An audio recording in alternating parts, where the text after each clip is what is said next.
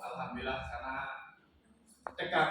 Kalau harus ke Malang, ke Surabaya, ke Jakarta, ke Bandung, kemana kan luar biasa biayanya, hotelnya juga. Jadi ini kebetulan di Metro, saya dengan anak-anak mengikuti pelatihan. Dan yang ikut pelatihan ini juga rata-rata adalah tenaga medis dan para dokter. Dan rata-rata dokter yang sudah mengenal ilmu ini, ya kemudian bisa dikombinasikan. Tapi yang terbanyak kasus-kasus yang hari ini terberat di medis itu bisa ditangani dengan sangat mudah dengan teknik pengobatan akhir zaman seperti itu.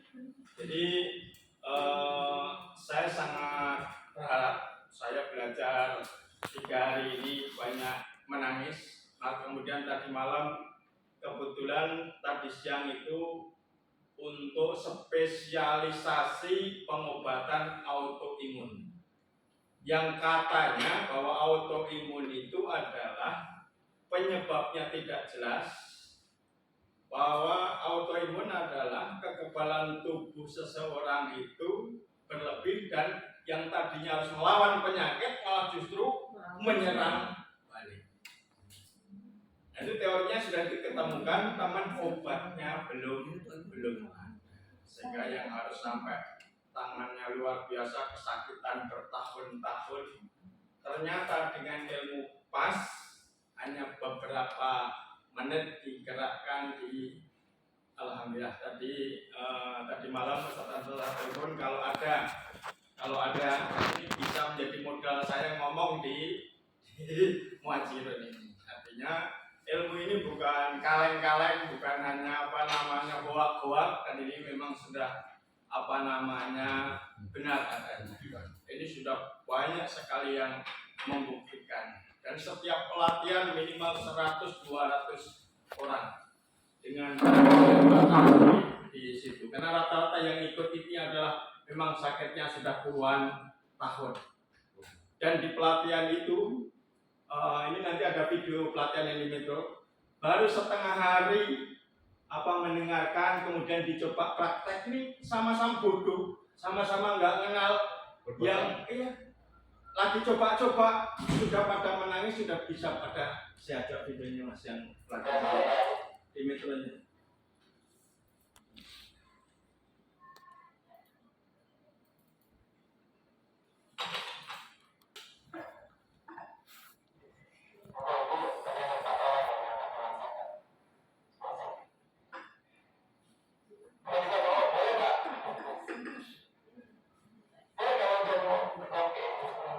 Ya, suaranya kalau pecah-pecah dikit.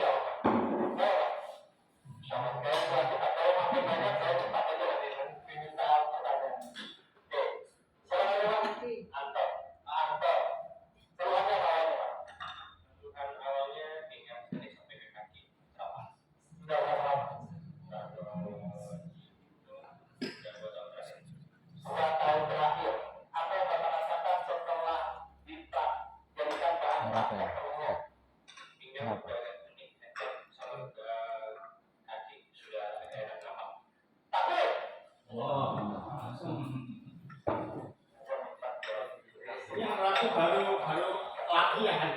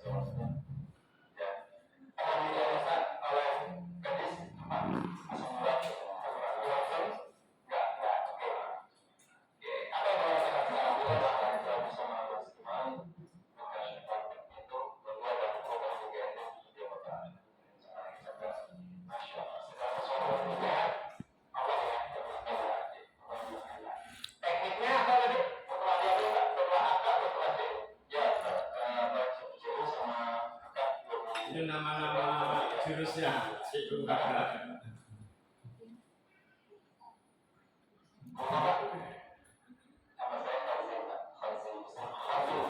Dari Pengsawu ini.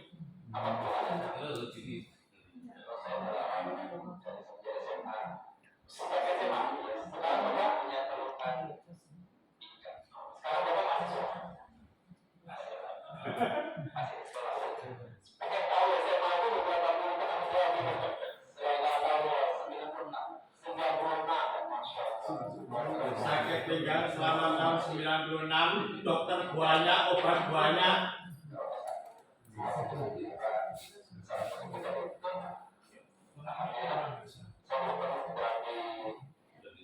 Udah diterapi ini, kalau tadi sebelum terapi nyengatin ya.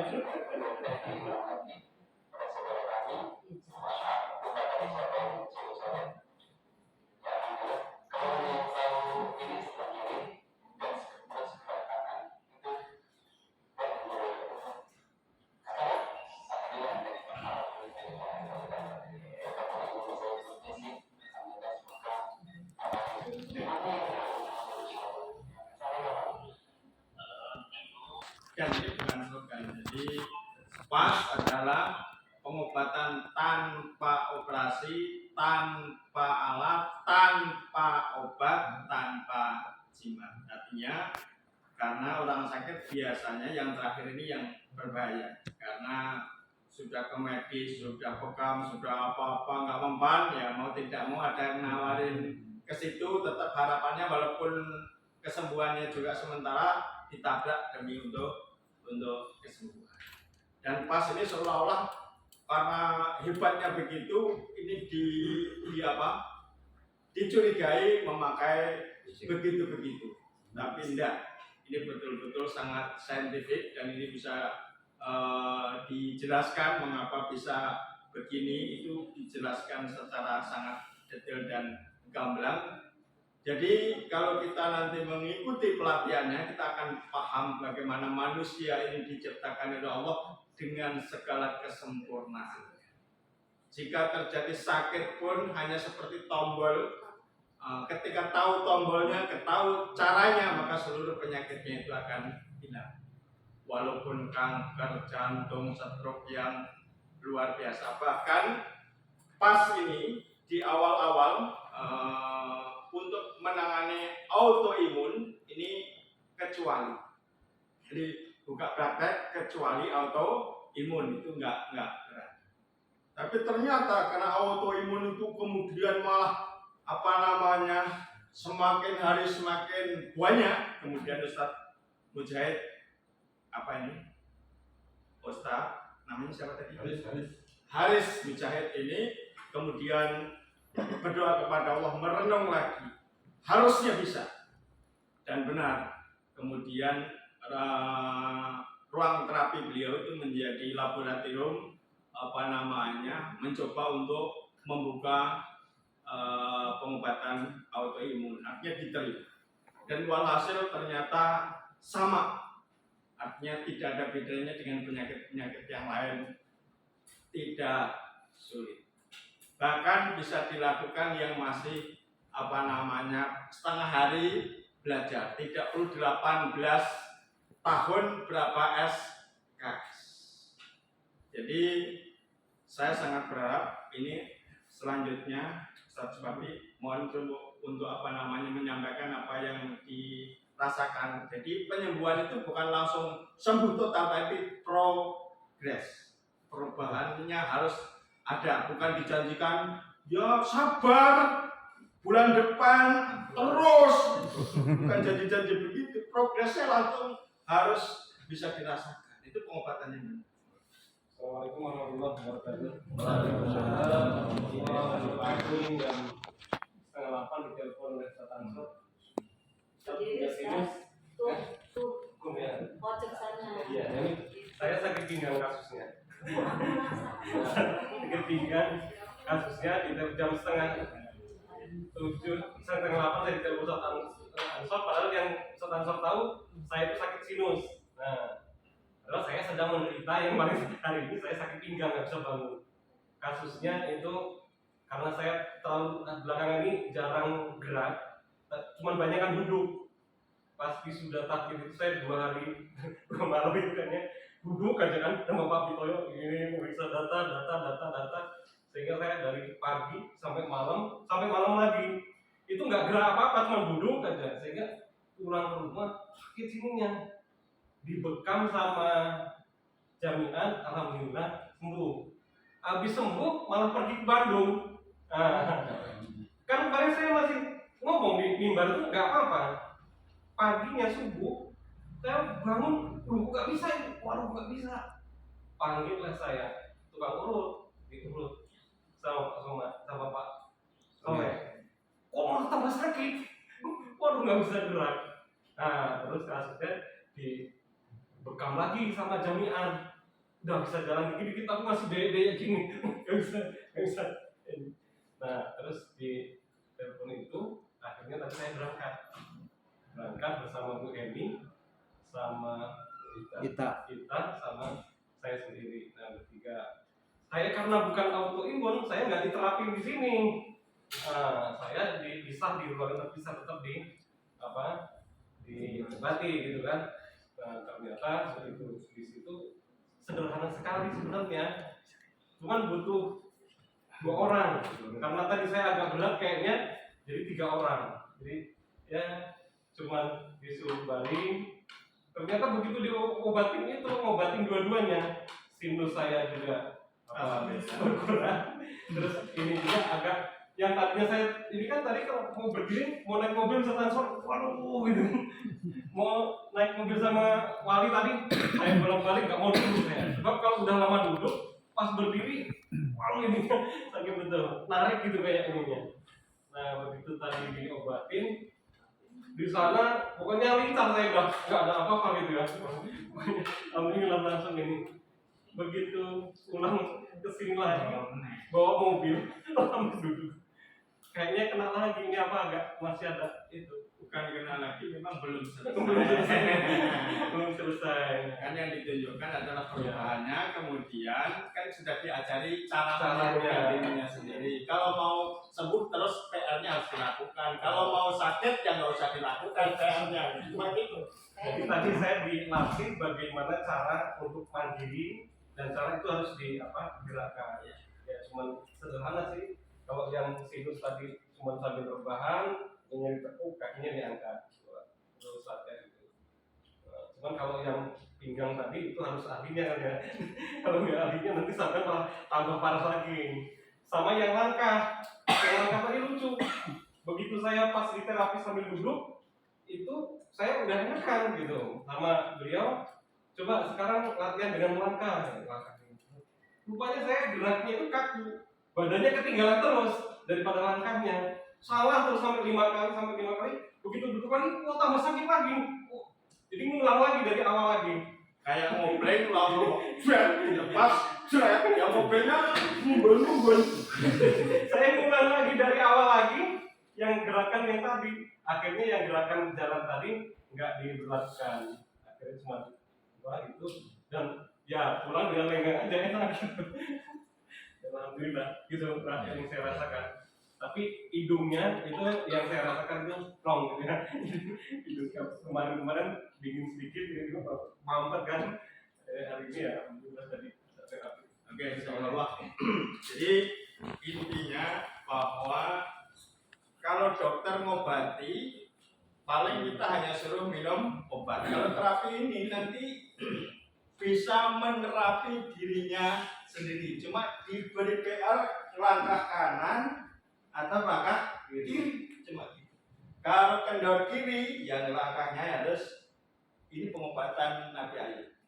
Cuma begini saja, itu yang tumor segini gede, 15 langkah langsung dicari sudah enggak.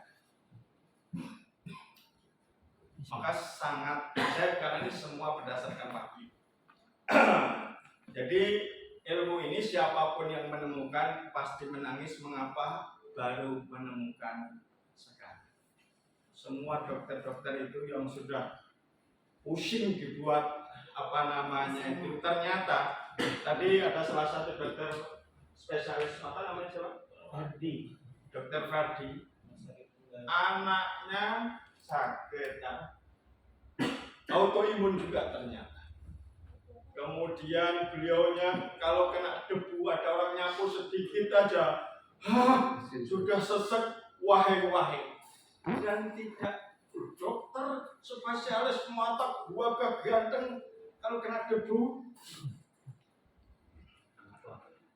Ya kalau dokter harusnya temannya kan dokter semua, kalau masalah wahai begitu harusnya kan ya kecil lagi. Dokternya nggak bisa, dan baru bisa merasakan jarak di ruang di plastik. Jadi ilmu pas pengobatan akhir zaman ini mudah untuk dipelajari bagi yang mampu. Kita belajar 3 hari seperti kita belajar 3 tahun di fakultas kedokteran dan langsung bisa praktek seperti itu. Tapi memang ilmunya ini dulu, karena ini Ustadz Haris itu pengen umat ini cepat sehat, ilmu itu pokoknya dibagi gratis, siapa yang mau pelatihan, ayo. Ternyata zong. Jadi kalau iya 100 yang datang cuma 30, nanti 30 setengah hari hilang, yang 15.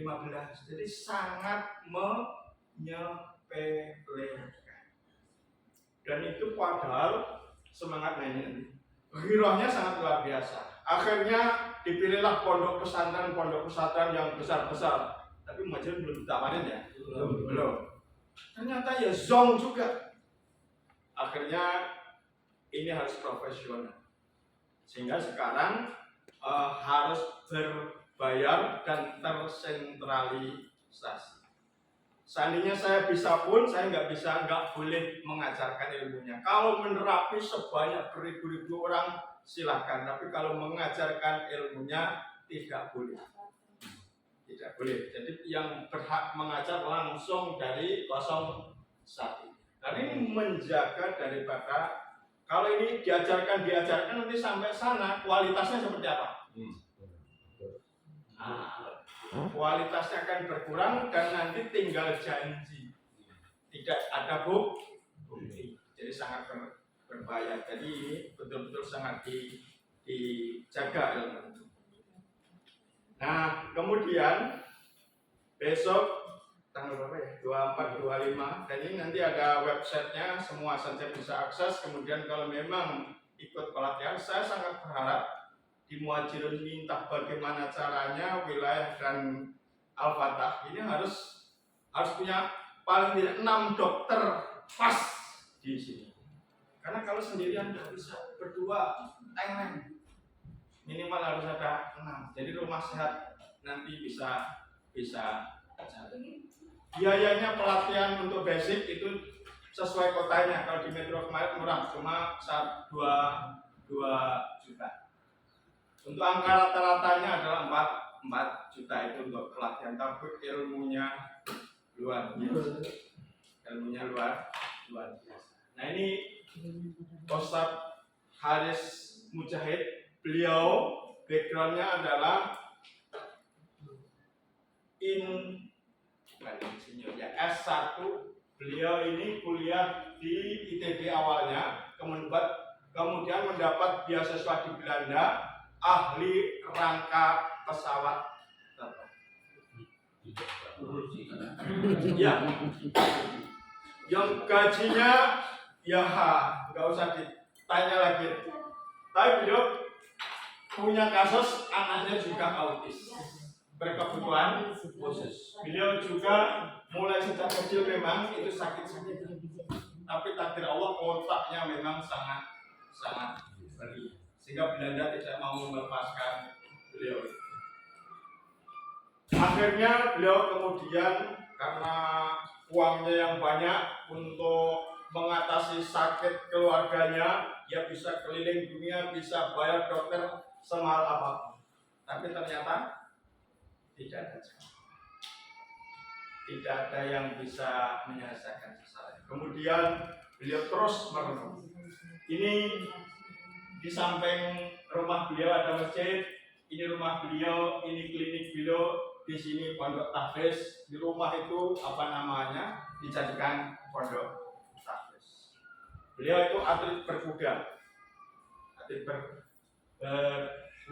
Jadi waktu pertama kali mengenalkan beliau itu adalah di Masjidil Aqsa. Masjidil Aqsa mana? Palestina. Masjidil Aqsa di Klaten. Klaten. Sudah ada yang ke Masjidil Aqsa Klaten? Ya rumah saya Klaten, Pak. Nah, Sudah pernah masuk Masjidil Aqsa? Ya tapi belum karena di Lampung terus.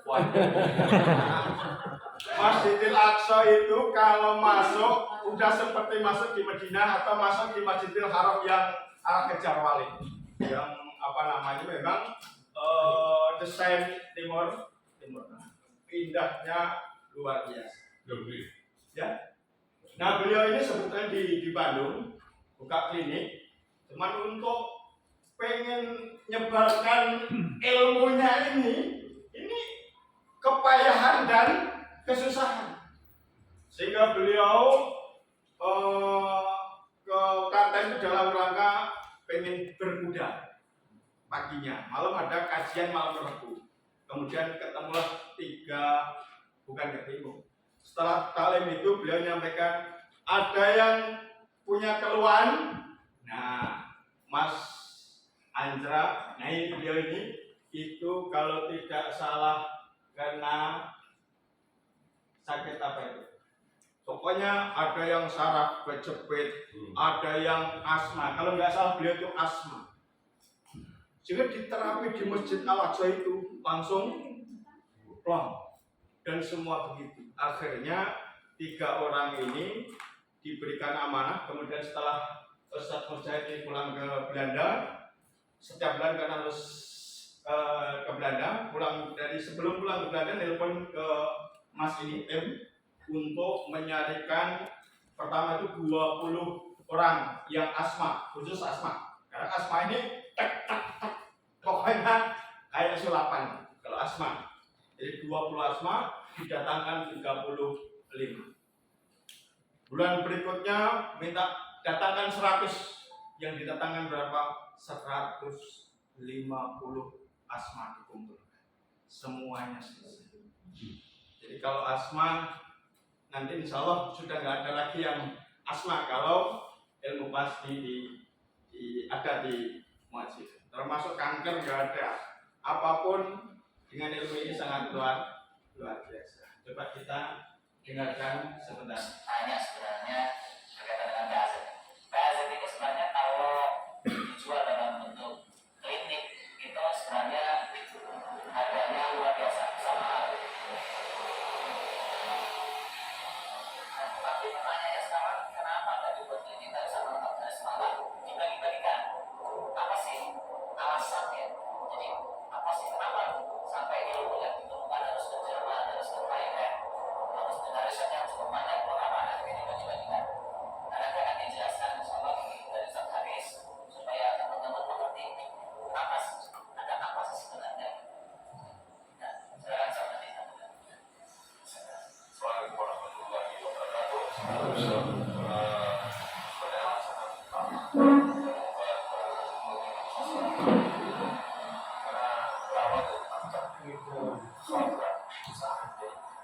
Ya di sana adalah Semua yang saya lakukan siang tahun yang sulit bisa selesai dengan cara saya.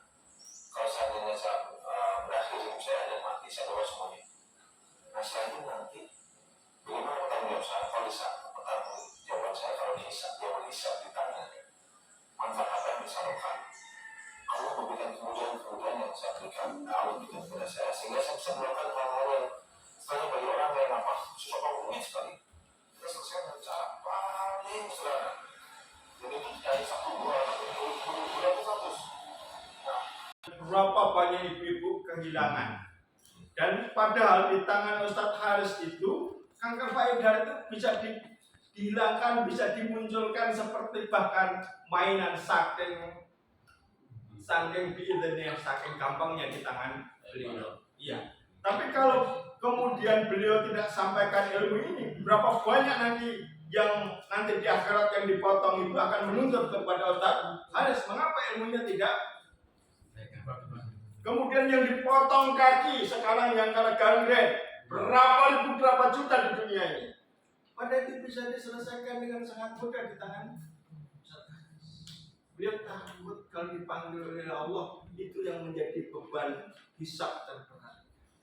Maka beliau ketika, jadi ini beliau ini di Bandung, Mekahnya di Bandung, dan menyebarkan dakwah pas ini agak berat. Kemudian hijrahlah di Klaten menjadi Madinahnya Al-Aqsa.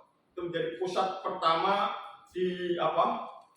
disiarkannya terapi pas ini, dan ketemulah 3 sahabat-sahabat seperti yang luar biasa ini. Sehingganya di tangan beliau inilah terakhir perjumpaannya beliau mimpi meninggal, mimpi syahid. Dan yang tetap dikhawatirkan adalah ternyata di yaumil hisab berat di masalah ilmu yang Allah titipkan ke beliau. Kemudian beliau meminta nasihat apa yang harus saya lakukan. 3 pemuda Ashabul Kahfi itu kemudian memberikan saran harus diadakan training. Jadi ring satunya ini sudah diajarkan, kemudian makanya tidak berbentuk klinik, karena kalau berbentuk klinik itu mau cari duit berapa saja sangat gampang. Cuman maksudnya ini kemanfaatannya kepada umat menjadi sangat sedikit. Maka ini kemudian benar diajarkan kepada siapapun yang mau belajar, yang pengen sehat, setelah sehat bisa menyehatkan orang lain. Terapis-terapis semua yang ada ini adalah mantan asma 30 tahun, mantan tidak bisa berdiri, semuanya awalnya adalah manusia-manusia rusak. Setelah dipas kemudian baik, sehat, dia dijanji untuk menolong ribuan dan banyak. Rata-rata seperti itu. Nah, kemudian itulah mimpi meninggal, makanya kemudian ilmunya dibagi. Nah, ini terserah untuk di Muhajirun ini apakah ilmu pas ini akan dibiarkan berlalu, biarkan orang-orang yang mengerjakan, kita nonton saja, kita jadi pasien saja gitu. Nah, Ustaz Pati sudah mengambil inisiatif. Jadi untuk diberikan kesehatan oleh Allah jangan nunggu sehat, tapi bantu orang lain sehat, maka kita juga akan jadi sehat. Itu dipastikan. Jadi yang terapi itu belum 100% sehat, tapi kalau terus membantu orang, otomatis Allah akan memberikan keajaibannya bisa 100%. Ini kembali ke dakdikduk. Wah, saya akan nelpon malam-malam, nanti ternyata hasilnya tidak ada. Tapi saya menyaksikan sendiri, suruh datang pagi malah siang. Kemudian ada yang datang pagi, ini betul banjir air mata. Jadi datang itu dalam kondisi betul-betul berdiri saja tidak bisa, jalan saja harus di 2 kali sesar. Pokoknya kondisinya luar biasa. Energinya sudah tidak ada. Ini kan pasien pertama.